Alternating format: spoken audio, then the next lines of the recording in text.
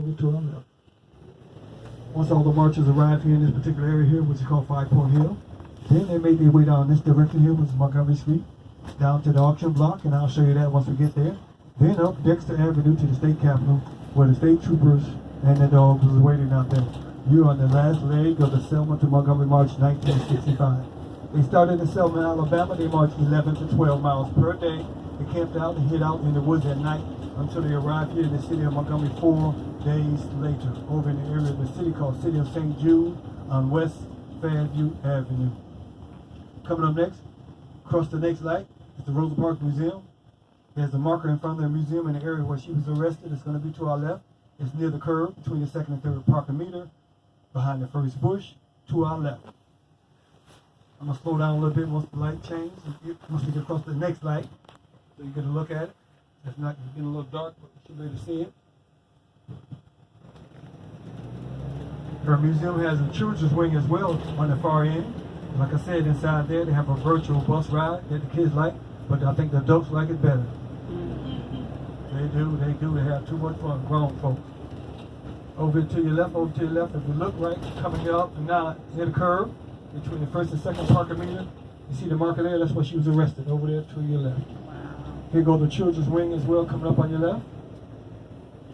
Next is Lee. If you take a right here on Lee, you go 2.5 blocks to the corner of Lee and Court, you run into the old Greyhound station. That's where they beat the Freedom Riders and set the bus on fire. The Freedom Riders Museum, the old Greyhound still there. Coming up next, this is Court Square. This is where Rosa Parks boarded the bus. Directly across the intersection where she boarded the bus. But the city has recently redesigned the area. It's getting a little dark. But where that first tree is that lived in front of us, that's where she actually boarded the bus. But the redesign, the city put the marker over there near the clock, near the third tree.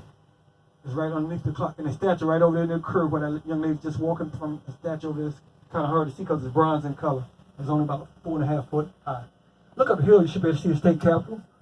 Look to the right of that. You see that little red peak up there? That little red peak to the right. That's Dr. King Church on the corner of Dexter and Decatur. Here go the auction block right here, where they auction us off right here to the right. I'm going to come back to that, but take note of the Bates building behind the auction block. That Bates building behind the auction block, that's the Confederate Telegraph Office where Jefferson Davis sent the telegraph from and started the Civil War between the states. The name of that building is the Winters Building. Yes, the Civil War started from that building there.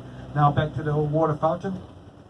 That used to be the auction block. That's where they auction off for slaves, other items as well, such as mules, horses, wagons, and buggies. They would trade, barter, and swap at the auction block up until 1885. That's when they put that fountain there, and it sits atop a natural artesian well. Prior to that, the slavers would come in, water themselves from that well, water the animals from that well, and get the slaves a few sips and auction us off. Coming up next, if I could help you out, please. Anyone on the right side of the bus. This building here on the corner is Rust Color Building right on your right. Look at the top and give me a date at the very tip top. Who said it first? Come on down. How about Barker said, come on down. You get a choice between the keys and a can of Vienna sausage. No, take door 3, take door 3. Starting with these buildings on my right, these are the original buildings, starting with these two are the original ones that warehoused the cotton and the slave. All the ones over here on the left-hand side were torn down years ago. Now these buildings here on my right, they must remain the same on the outside for historical reasons, but have been updated nicely on the inside. As you can see, Hampton Inn Hotel is in one. Our office and headquarters coming up across the light where all the attorneys work out of. I'll show you that once we cross the light. Now, the slaves would take the cotton from these warehouses here on my right, load them on barges down here at the Alabama River in front of us. Then it would be shipped down to Mobile, loaded on larger ships, and from there it would be shipped to Europe and other parts of the world. They say during that time period when cotton was king, the southern states produced about 85% of the world's cotton. Everybody that had a cotton farmer got filthy rich. We can't even get a dime. Don't even want to say the word reparation. Don't even want to say the word. Say ripapapa. I know, right? And coming up down here in front of us, once we get down a little bit further, is the riverfront. They have a river boat down there called the Harriet II that does dinner and lunch cruises.